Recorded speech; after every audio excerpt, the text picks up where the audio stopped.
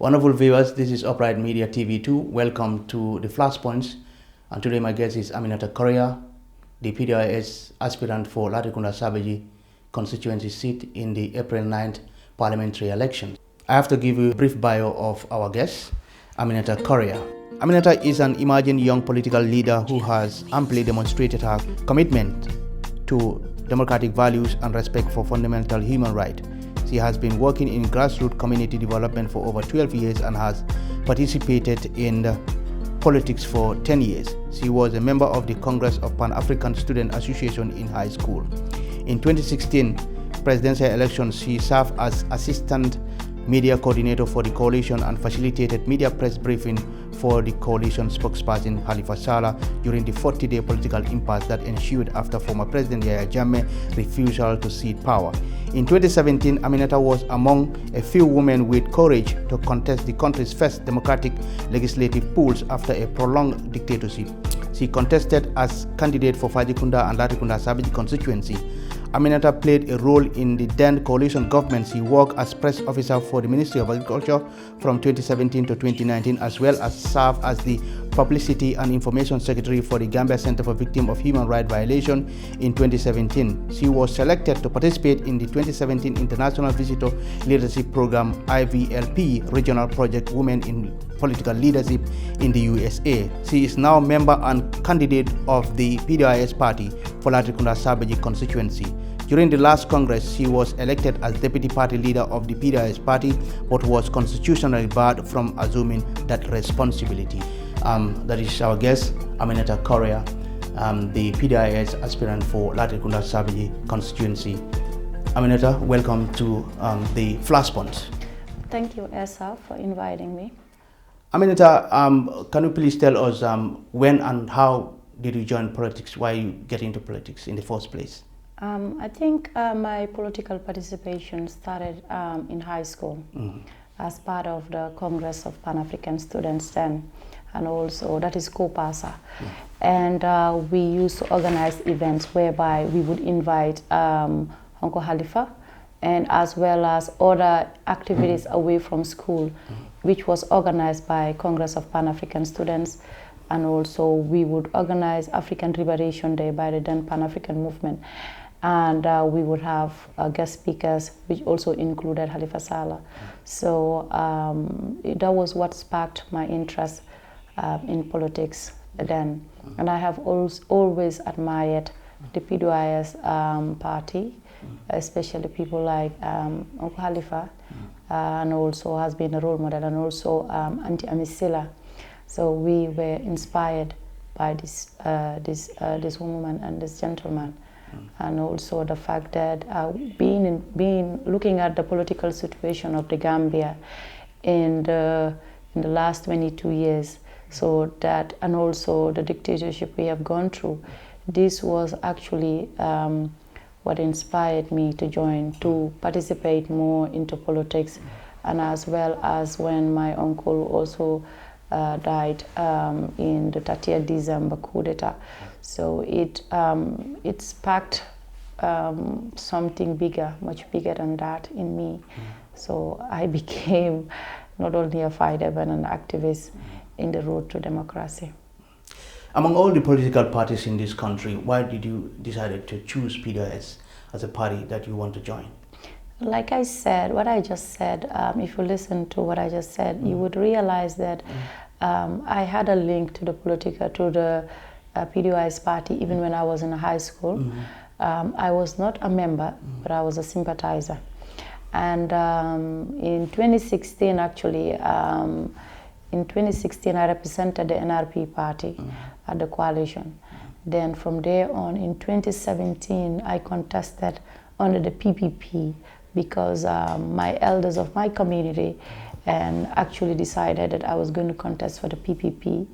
And not only was I supported, I was supported and encouraged, and they stood by me through the whole process.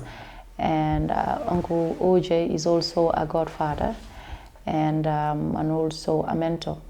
And from there on, but then I later came to make a personal decision that it is the P.D.O.I.S that I am I am in line with their ideologies and programs, and as well as I have read their programs and policies, and I feel as a Pan-African and as a woman, I feel they are in line, their policies are in line with my beliefs.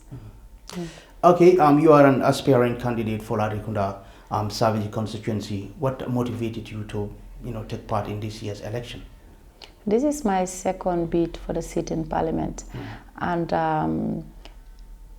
since 2017, what I said was I wanted to be a representation of my people in the House of Parliament.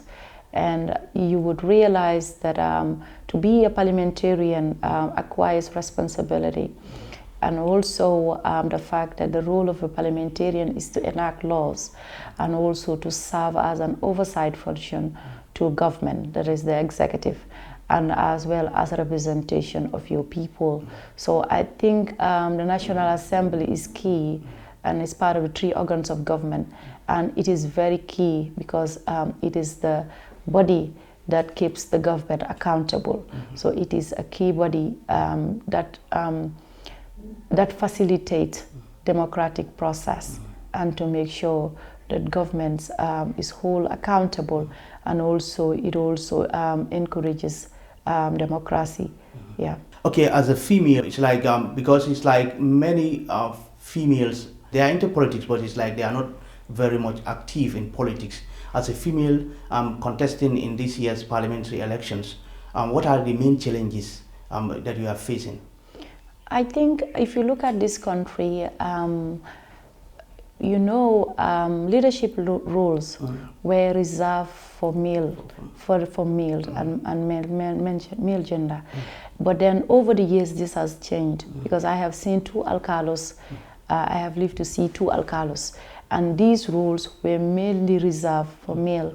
We are yet to see a female chief. So you would realize over time there has been a revolt. Time have revolved, and so has our political climate. Women were known as vast mobilizers. Women have always been the fuel behind politics. We have women YI campaigns playing a very great role since the time of independence till date. We not only are there YI campaigns, but they add the ambience even in the political arena. We have more female educated women now than before, but I think educated women intend to focus on their profession more than even participate in politics. So that is why we have few people participating in politics. The challenges are many, but just to mention a few, women in politics, we suffer character assassination. We within political parties during the selection period, I haven't gone through that, but most women are dropped during the selection process. And even during these parliamentary elections, we have had meetings with women by the gender platform, and women have expressed disappointment. Women have gone through their committees and selection committees being bribed to select a particular candidate, and also to eliminate the female candidates. This has happened, and even from the incumbents party, it has happened because women have expressed it. We have had meetings with the gender platform, and women have expressed their constraints.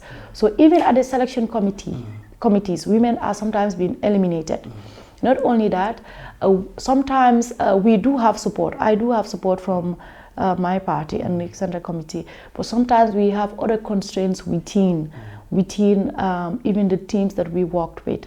And sometimes it is very difficult you have to be a really strong person to be able to emerge and continue the process that you're doing. So we have a lot of constraints, and sometimes we do also have resource constraints.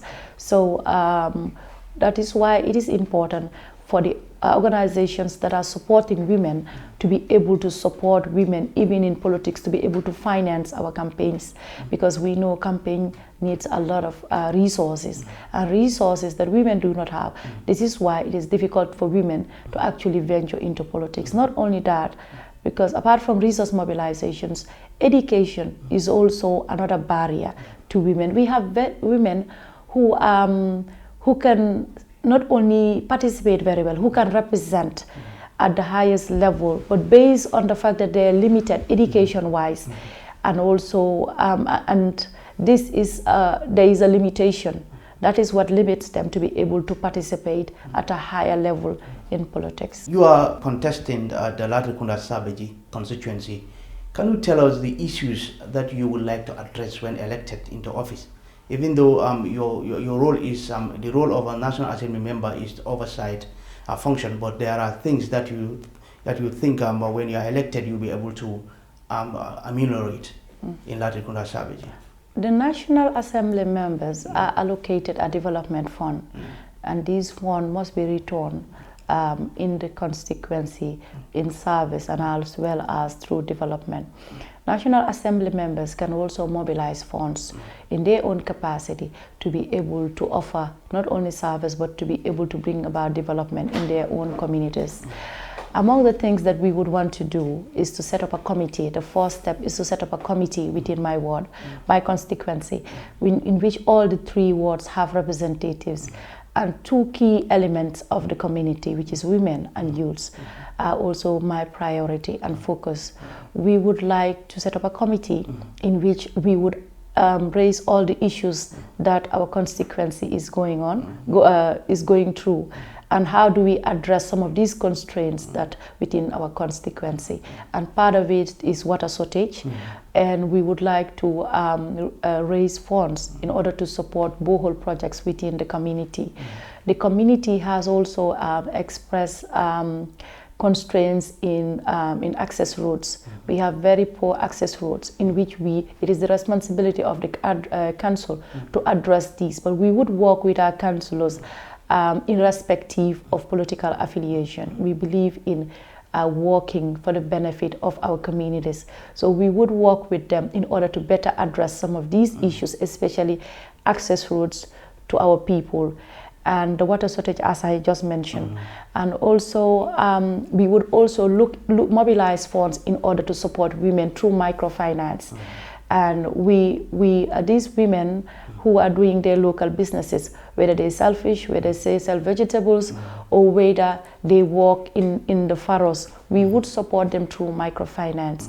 And we would also like to support young people, especially young people, the youths, in also microfinance for them to be able to do set up businesses and self-reliance projects.